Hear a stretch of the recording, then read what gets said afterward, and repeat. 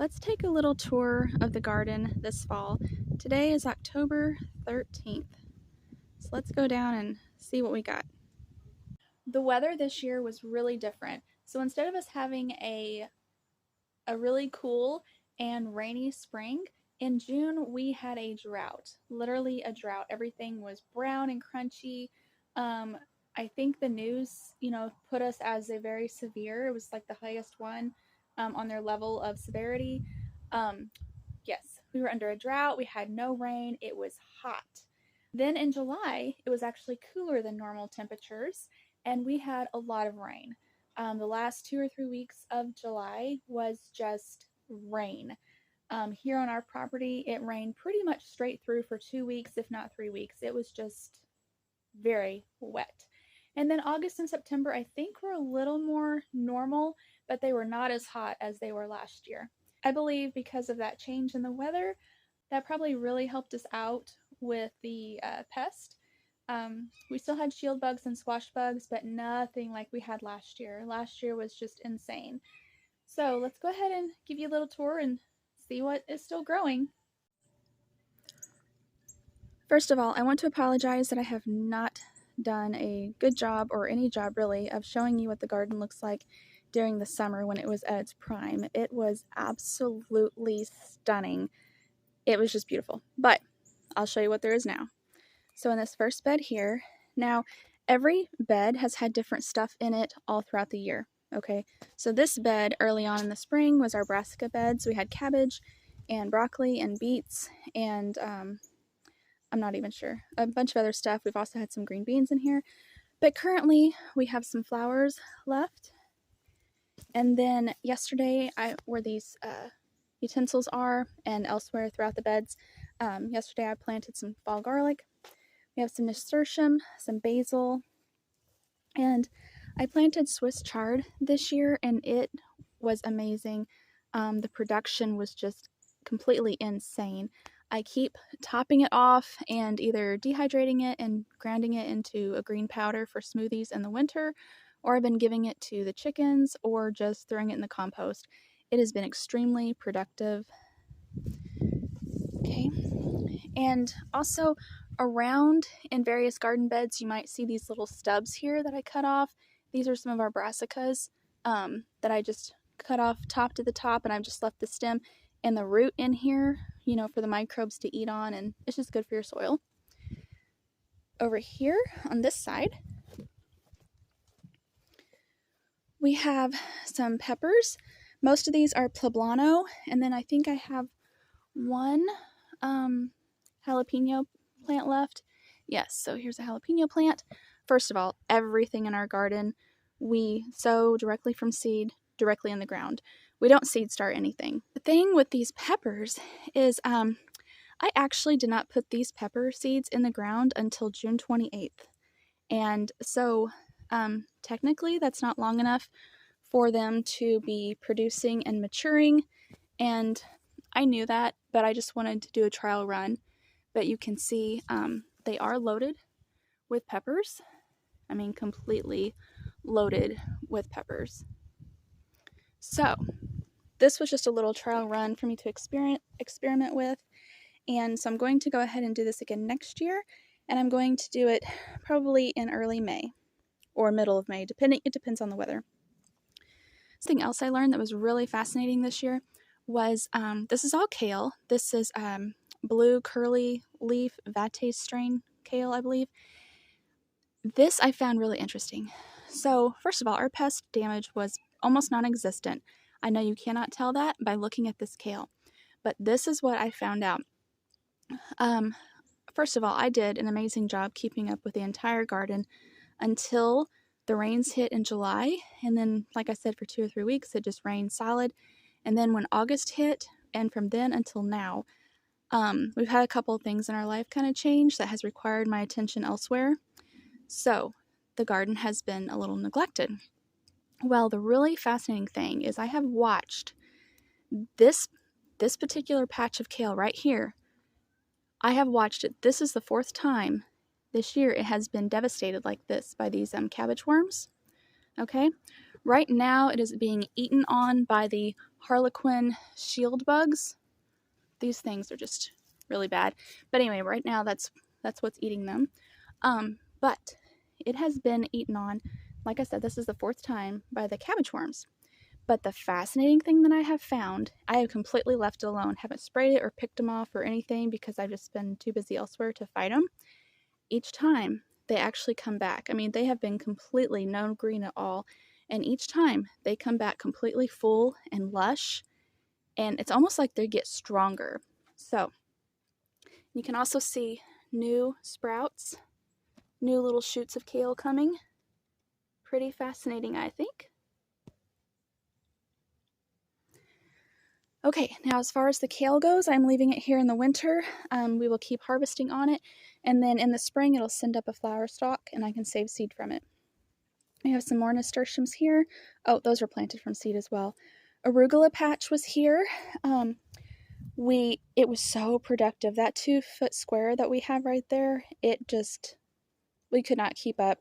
I mean, it was so crazy productive. I let it go to seed. I saved seed. Some of the seed fell and self-seeded, and there you go. We got more arugula. Hi, Molly. Yeah. All of this bed here, it was all mainly green beans. Also have some carrots right here. We have some dill. Now, I've planted a few different things. I haven't checked on it in a while, but I planted dill, and I planted cumin, and I planted cilantro. I don't remember if I planted fennel or not. I'm not sure. But anyway, I forgot to mark it. This was like months ago. I forgot to mark it, and so I thought the beds were empty, so I planted green beans, harvested green beans, and pulled up a lot of these when they were really little, thinking they were weeds. Here they are. They're coming. And then our cilantro and fennel, and our cilantro and dill and all that, when it came up earlier, it went to seed, and I just let it drop seed wherever it wanted. So we have some, out of the box cilantro and dill here. Hi, Miss Molly. Okay, so in this bed, like I said, the second planting, it was all green beans. We've also had carrots. We've had rutabaga. I honestly forget what else. I think we had onions in here. I really don't remember. It's, through the seasons, you rotate crops out, you just keep planting. So there's been a ton of stuff in here. Some of these carrots right here, these were actually the ones that had self-seeded from carrots that I left in the ground last year. And I do have a video on where I think the video is like tips on harvesting carrots, and I told you I was going to leave some in the ground to collect for seed this year, and I did. And I will try, if I have a picture of it, I will try to insert a picture here so you can see what those carrots actually looked like when they were flowering and then turning to seed and all that. Okay, so the seed had, dropped, some of the seeds had dropped, and so there you go. This looks terrible, but it's actually been very good. It's a zucchini, and we have just one in here, and we've already harvested over 20 off of just this one. And again, everything was planted from seed, so it did get a later start. You can see we have another zucchini in there. But it did get a late start because, we have to wait until the weather is warm enough. So I think over 20 zucchini was pretty good. These are just some tomatoes that just volunteered. They just popped themselves up because when I was canning tomatoes, I blanched the tomatoes and then I just buried. You can see in a video called a quick compost video I have. I just pulled some soil back and put the tomato skins and all that refuse in there and just covered it back up. And we've had dozens and dozens and dozens of tomatoes pop up, and I've just been pulling them up because I don't want them to use up the nutrients out of the soil. But this one I just went ahead and pruned yesterday pretty heavily. It's not going to turn red before our first frost. Our first frost is anywhere between 4 days and 15 days, I think, is when our first frost could be. So, hi Molly. Okay, over here is our okra patch. It is not lovely. Like I said, it is the fall. I have topped some of the taller ones once those side shoots have started producing, and I actually have 2 videos going over this okra patch if you're interested, as well as a video on how to pickle okra. It is still producing well. Yesterday I harvested another about a half gallon, I guess, so it's starting to slow down, you know, because okra is dry and hot plant. Over here it's gone now, but we had our corn there. Okay.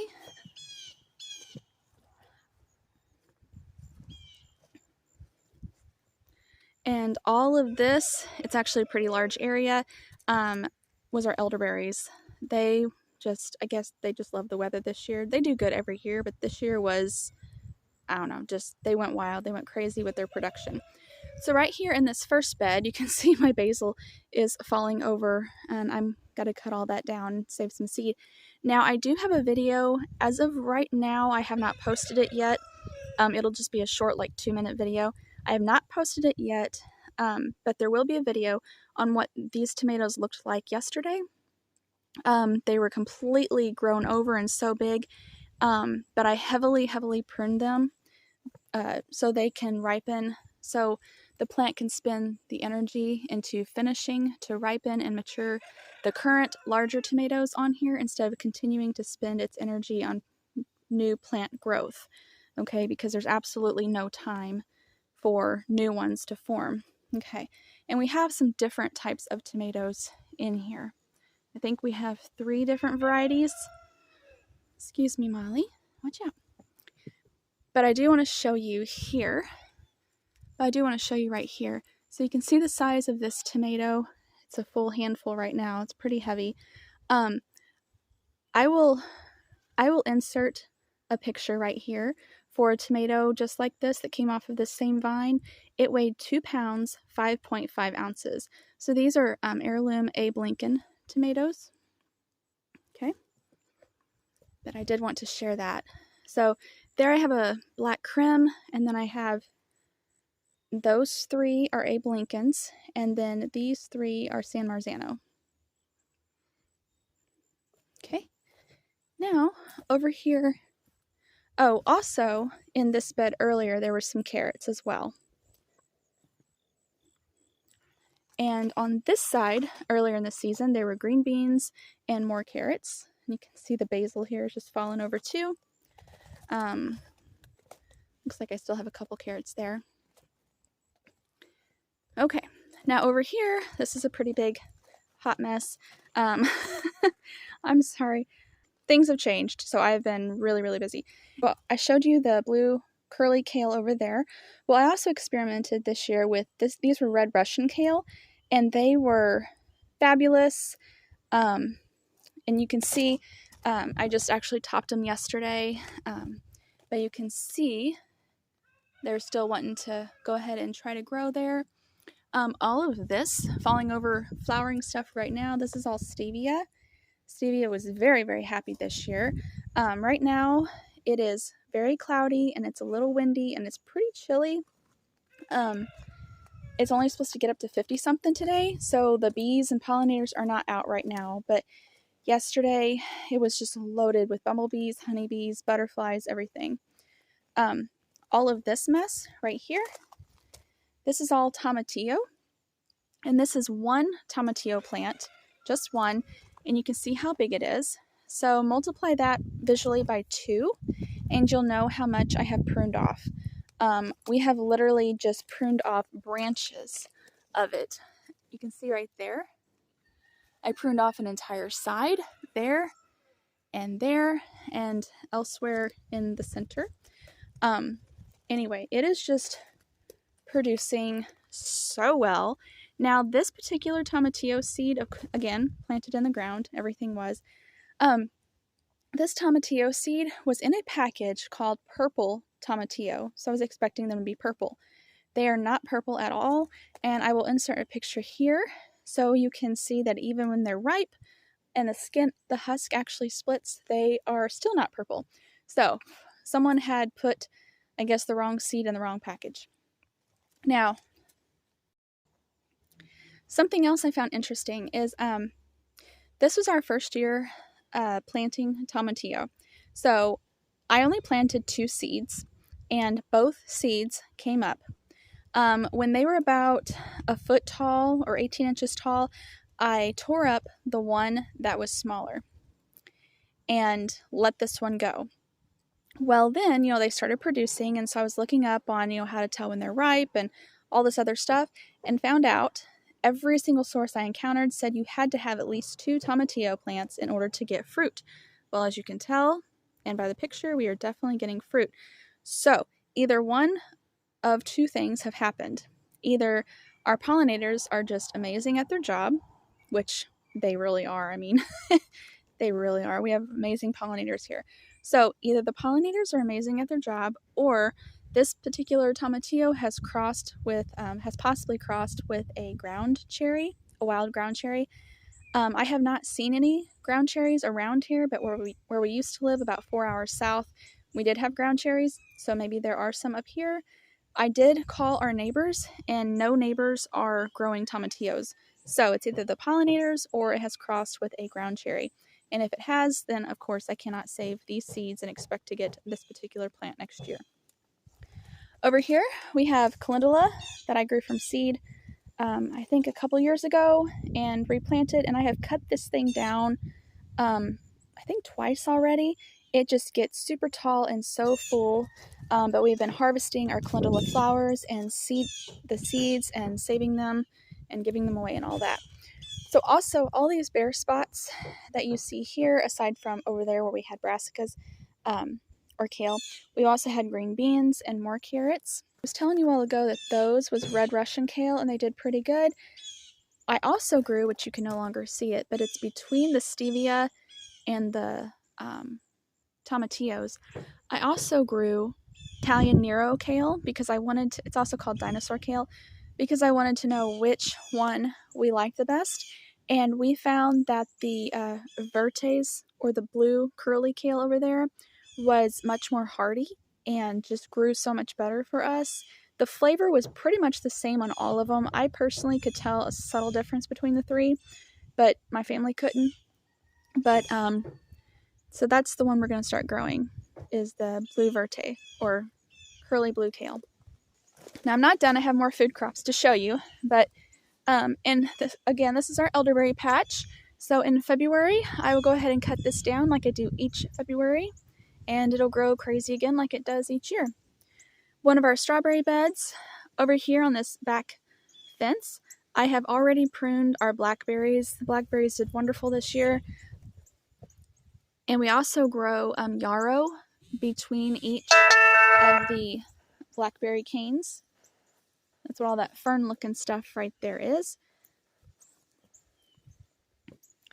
I will try, if I can find it, to insert a picture here of what it looks like when the yarrow is in full bloom.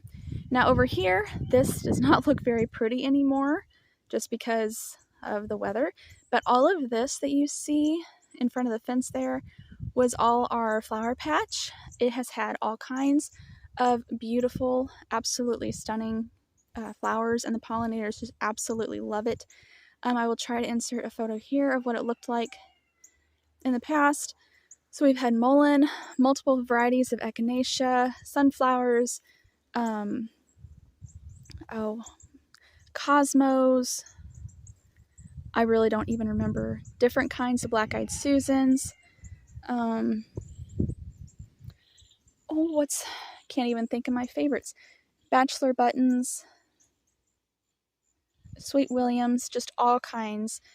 Mullein, I don't know if I said that, like there's one mullein right there. Anyway, just a large variety of some beautiful flowers we have had.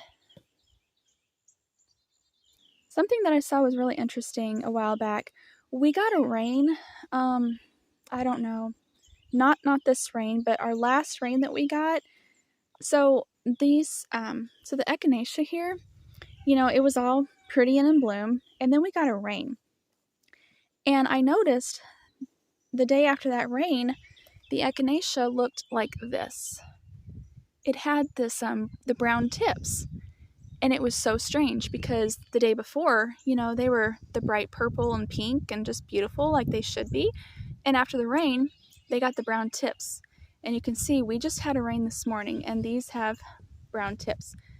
So this is a little odd because this has never happened. And then the next day, I noticed the echinacea looked like this. And then it all just went black like this. Almost, and even the leaves. And this was when the weather was still warm, okay? So I don't know. It was almost like someone just poured acid on it. But it only affected the echinacea for some reason.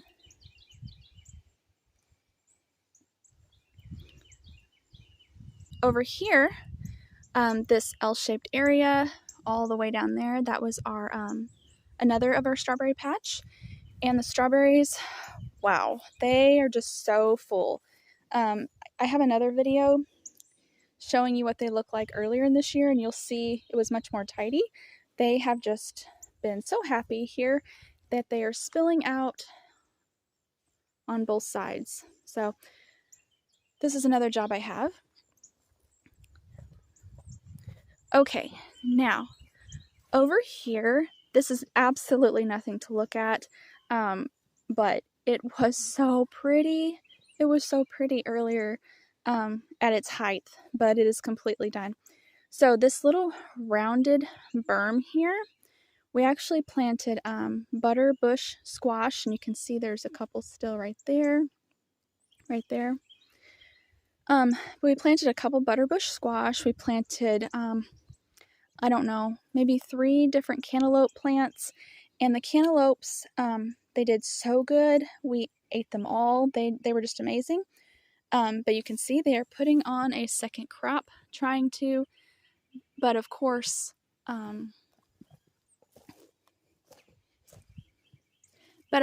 they will not be ready. Looks like this one would have been ready if I'd seen it. But of course they will not be ready. I'll throw this over to the chickens. But again, like I said, of course they will not be ready before our frost hits. But instead of cleaning them up when I thought they were done, I just decided to let them do their thing. So there you go. All right, and then all these bare places, this was our watermelon, and they did great as well. Here's another cantaloupe plant. Got flowers on it, and it also has cantaloupe it's trying to do as well. Another cantaloupe. Oops. Now over here we had a couple pumpkins, and under my dining room table I have a lot of pumpkins. They're curing right now, and I'm waiting for these other ones to go ahead and finish turning some more orange. But I'll come in here and I'll harvest these probably within a week or two. And I'm just waiting on all my pumpkins, and instead of storing them, I'm just going to go ahead and can them up. I either just cure them and store them, or I puree them up and then freeze them. But this year I'm just going to go ahead and just can them. I don't want to mess with the freezer, so I'm just going to can them. All right, now one thing I would really like to share about this berm is if I can find it, I will insert a video, not a video. If I can find it, I will insert either a photo or a little video clip here showing you what it looked like when it was new, but that was not at its height. At its height, this entire berm was all green, bright green, and it was just so beautiful, so clean. What I want to share, and this is pretty neat, was prior to those rains in July, I was doing a very good job about watering them. I was watering everything by hand along this berm. All of this is watered by drip irrigation my husband put in May, which has been wonderful. But this does not have drip irrigation yet. So prior to the rains in mid-July, I was watering each of these plants by hand every other day, okay? So every 2 days I was watering them. Well, then the rains hit in July, so of course I didn't water them. Well then, as I said, life kind of changed a little bit, and I have not watered them, period, since the middle of July and prior. I have not watered these, not once. So any water they have got has only been from the dew and the few rains we've got since July. So they have been doing very well. Over here, this is a big mess as well, but this bushy thing right here, this is one of my marshmallow plants. We harvested marshmallow leaves and flowers earlier this year from it. Again, I have not watered any of this since the middle of July. Over here, this is our St. John's wort. Right here, feverfew. And this was a anise hyssop that I planted this year. I've never grown one before, so I wasn't really expecting it to look so dark like this, but the stems are still green. I'm hoping that it's not looking ugly because of like the rain that somehow made my echinacea look weird. I don't know. Over here is some of our asparagus. I have already cut this entire mess back once or twice. I gotta cut it again, but you can see it's still trying to do some asparagus here, and the asparagus berries, but or seeds. So, but yeah, I gotta cut all of this down again.